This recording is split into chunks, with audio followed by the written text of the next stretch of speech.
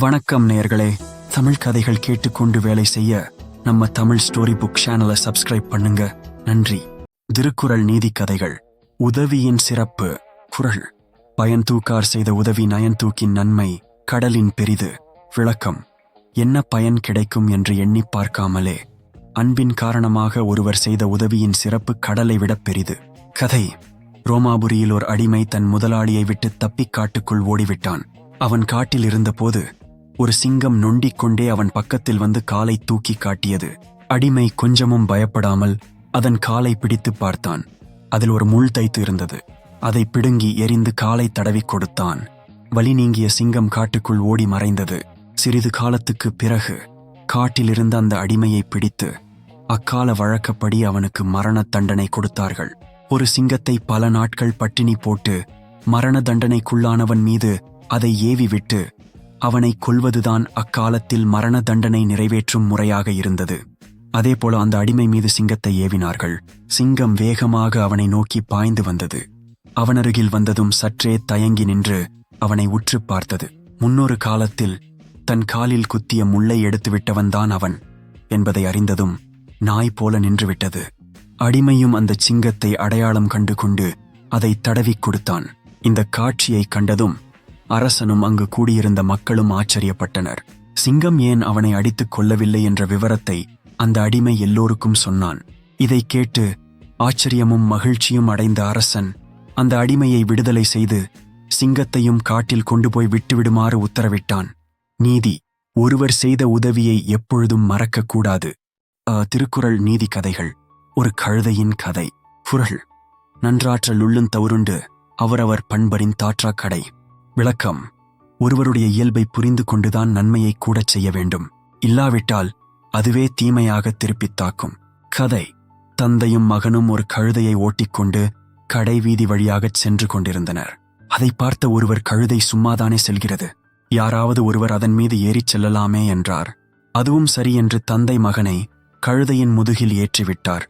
கொஞ்ச தூரம் போனதும் எதிரே வந்த ஒருவர், என்னப்பா, வயதான தந்தையை இப்படி நடக்க வைத்துவிட்டு நீ கழுதையின் மேல் அமர்ந்து செல்வது நியாயமா எனக் கேட்டார்.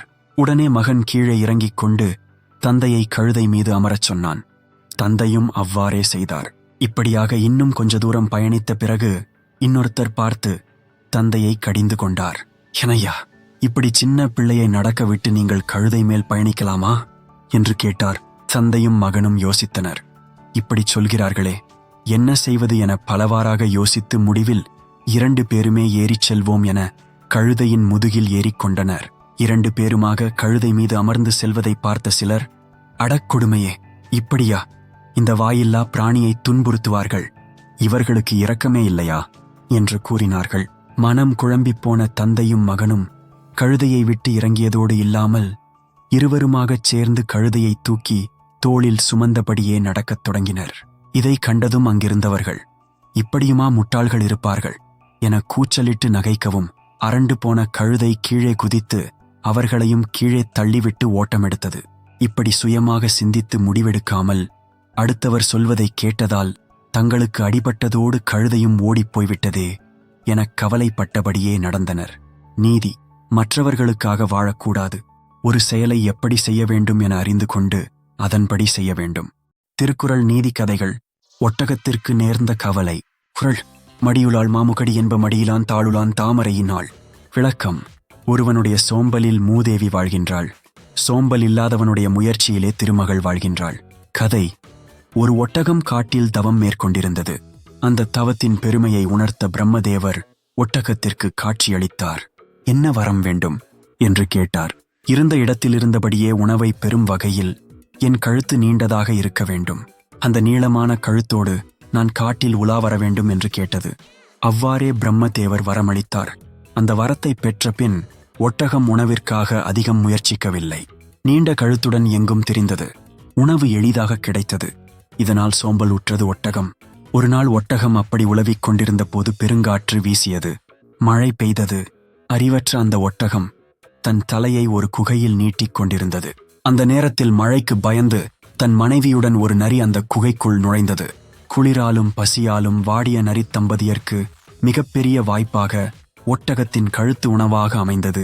ஒட்டகத்தின் இருபுறமும் இருந்து கொண்டு நரிகள் ஒட்டகத்தின் கழுத்தை கடித்து வேண்டிய அளவு மாமிசத்தை ருசித்தன. தனக்கு நேர்ந்த ஆபத்தை உணர்ந்த ஒட்டகம் தனது கழுத்தை சுருக்க முயற்சித்தது. நீண்ட கழுத்தை சுருக்க அரும்பாடுபட்டது. அதற்குள் நரிகள் ஒட்டகத்தின் கழுத்து பகுதி முழுதும் சாப்பிட்டு விட்டன. ஒட்டகம் மாண்டு போயிற்று. நீதி, சோம்பல் சில சமயம் உயிருக்கு ஆபத்தாக மாறிவிட வாய்ப்புகள் அதிகம் உள்ளது. திருக்குறள் நீதி கதைகள். கல்வியே அழியாத செல்வம். குறள். கேடில் விழுச்செல்வம் கல்வி ஒருவர்க்கு மாடல்ல மற்ற எவை. விளக்கம். கல்வி ஒன்றே அழிவற்ற செல்வமாகும். அதற்கொப்பான சிறந்த செல்வம் வேறு எதுவும் இல்லை. கதை.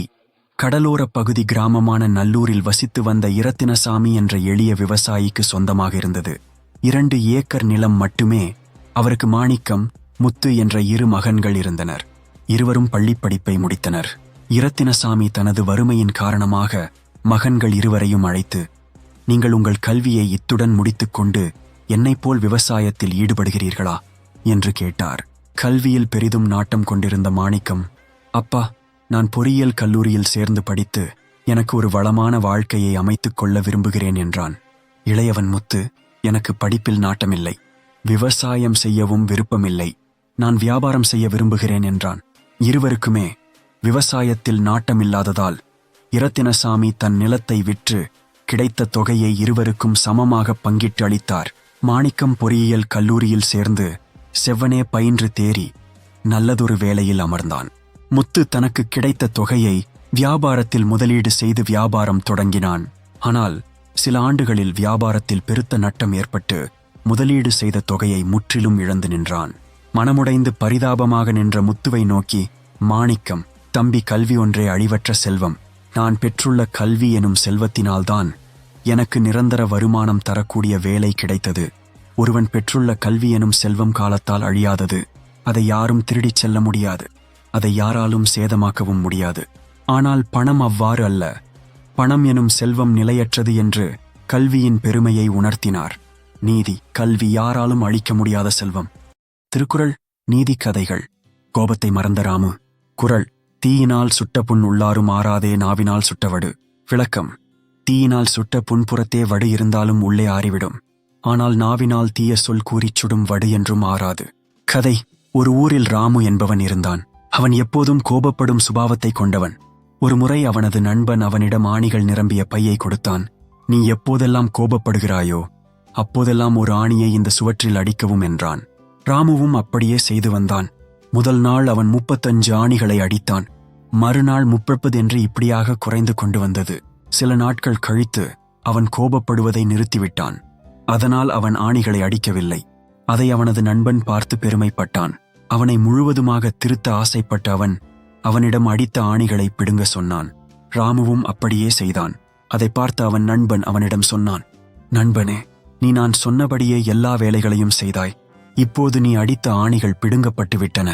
ஆனால் ஆணி அடித்த இடங்களில் உள்ள ஓட்டைகளை பார். இந்த சுவர் முன்னால் இருந்த மாதிரி இல்ல. எல்லா இடங்களிலும் ஓட்டைகள் உள்ளன. அதுபோலத்தான் நீ கோபத்தில் சொல்லும் வார்த்தைகளும் செயல்களும் ஒரு வடுவை உண்டாக்கிவிடும். நீ என்னதான் உன் செயல்களுக்கு மன்னிப்பு கேட்டாலும் அந்த வடு மாறாது, மறையாது. நீ வார்த்தைகளால் உண்டாக்கும் வடுவிற்கும் செயல்களால் உண்டாக்கும் வடுவிற்கும் எந்த ஒரு வித்தியாசமும் இல்லை என்றான் ராமுவின் நண்பன். நீதி. எக்காரணத்தினாலும் தீய சொற்களை பயன்படுத்தக்கூடாது.